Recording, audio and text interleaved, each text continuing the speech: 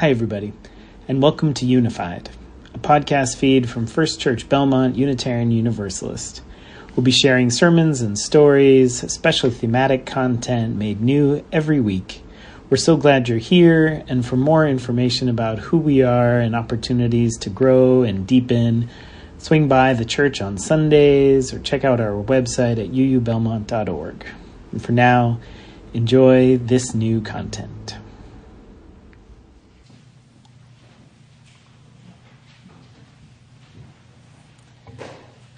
Stories become healing when we share them, when we can hold our hardest stories with our softest ones. The grief and the joy, the shame and the belonging. When we can reframe and reclaim the stories that make up our lives and the lives of those who came before us. While contemplating our theme of heritage, I have realized the depth of influence so many people, places, and stories have had on my life. I can safely say one of my great influences was my parents' careers as professional freelance oboists. I grew up in the backstage of concert halls being babysat by other children of musicians. My dad regularly played with the Baltimore Opera Company, and I began attending these operas when I was 4 years old.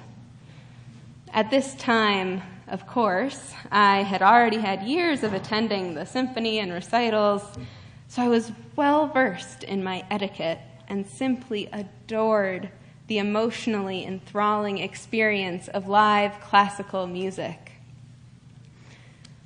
On this one cold fall evening, 4-year-old me walked with my parents to the opera house, dropped off my dad at the side entrance, and my mom and I made our way to the lobby hand in hand. I had a special pep in my step that evening, because not only were we going to the opera, we were going to see Mozart's The Magic Flute. I was enamored with The Magic Flute, having watched, rewound, and rewatched my VHS copy of Ingmar Bergman's 1975 film adaptation countless times. I was so excited to see this opera that I asked my mom to get the closest seats possible.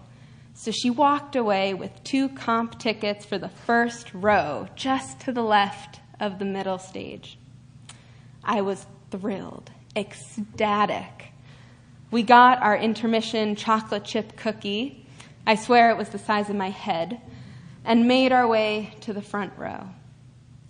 Quick tip, when you next go to the opera, I recommend you get your intermission chocolate chip cookie before the show.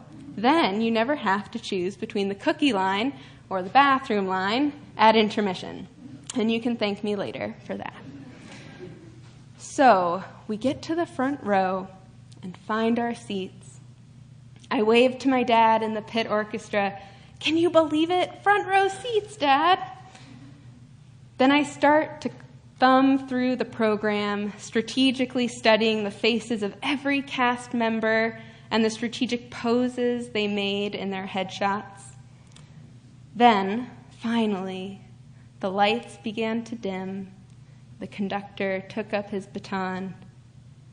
I was utterly captivated, constantly shifting my view from the conductor to the orchestra to the singers. I found myself in musical bliss. And then, all of a sudden, in the middle of the Act 1 duet with Pamina and Papageno, the older gentleman seated next to me stands up, faces me and everyone else in the rows behind us, and begins to yell at me. He tells me I am too young to attend the opera. He asks my mother where she got the nerve to bring me here. He says that I've been kicking him through the space underneath the armrest, and he wants me gone. Eventually, he sits back down, and I'm frozen in my seat, tears falling down my cheeks, silent, trying to make myself as small as possible. My mom whispers to me, "Switch seats." I refuse. I couldn't. I came into that concert hall with such a deep sense of belonging, and in an instant that shifted to a deeper sense of shame and alienation. I didn't belong here, and I was wrong to be here.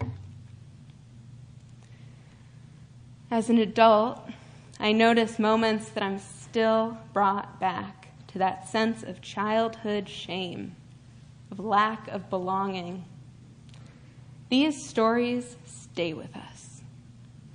And hurt has this tendency to build on hurt. So how do these become our healing stories? Well, perhaps we can figure that out together. Just as hurt builds on hurt, pain touches pain. And I wonder what my story touched in you. Let's take a moment to ask ourselves that question with curiosity. I invite you to settle in a little deeper, notice your breath, and find your story. A story that touches on something that still has heat for you. Maybe a story that arises when you encounter hardships or struggles. A story from your own life, or perhaps a story from your ancestors. As we revisit some of our own stories, I encourage you to attend to your needs and be respectfully aware of the walls you choose to keep sturdy in your mind. Trust yourself and your capacity in this moment and invite a story that is helpful to revisit today. And as you hold your story, notice how it feels in your body. Do any tensions arise? Does heaviness show up? Notice without judgment. Let us hold these stories in silence for a moment.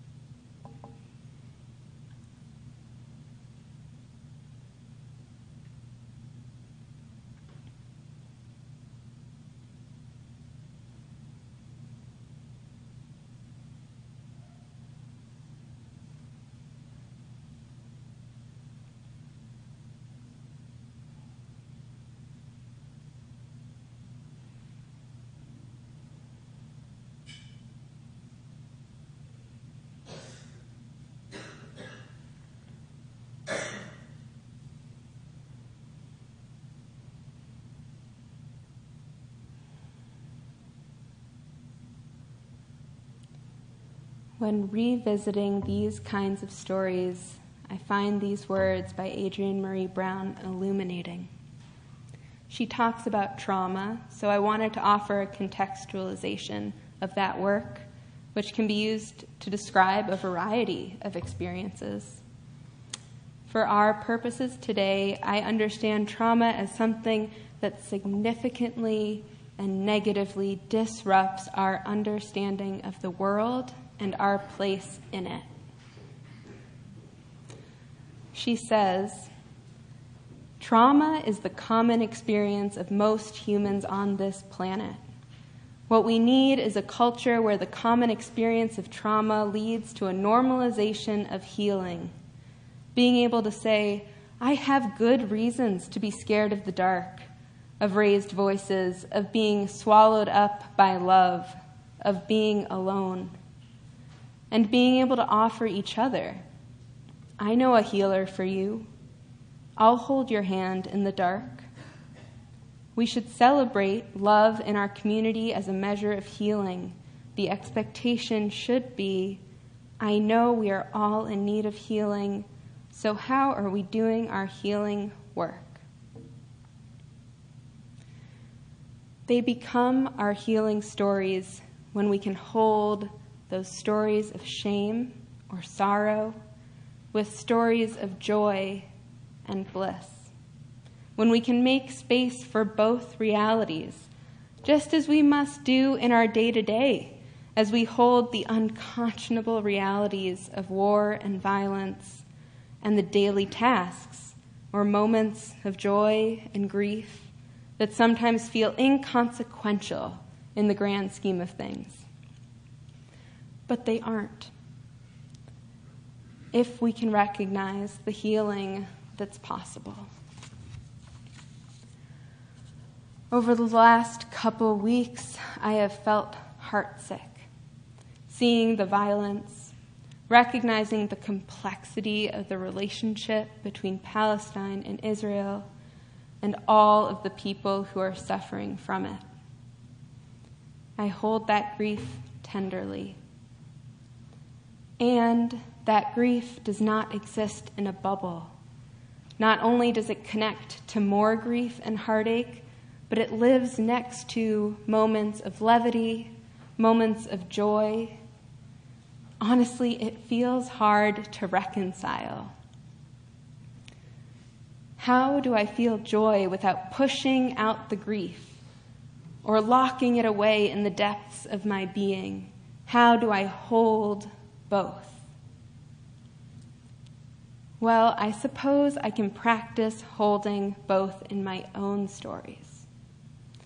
In fact, that story I told you before didn't actually end where I ended it. That story ended up being a healing story, a story of belonging and acceptance. That night, when I was 4 years old, I got to sit in the front row to see my favorite opera, The Magic Flute. And after an incident that left me feeling deeply ashamed, I sat in my seat, still and quiet, no longer captivated by the conductor, the orchestra, not even the singers. I didn't want to be there anymore.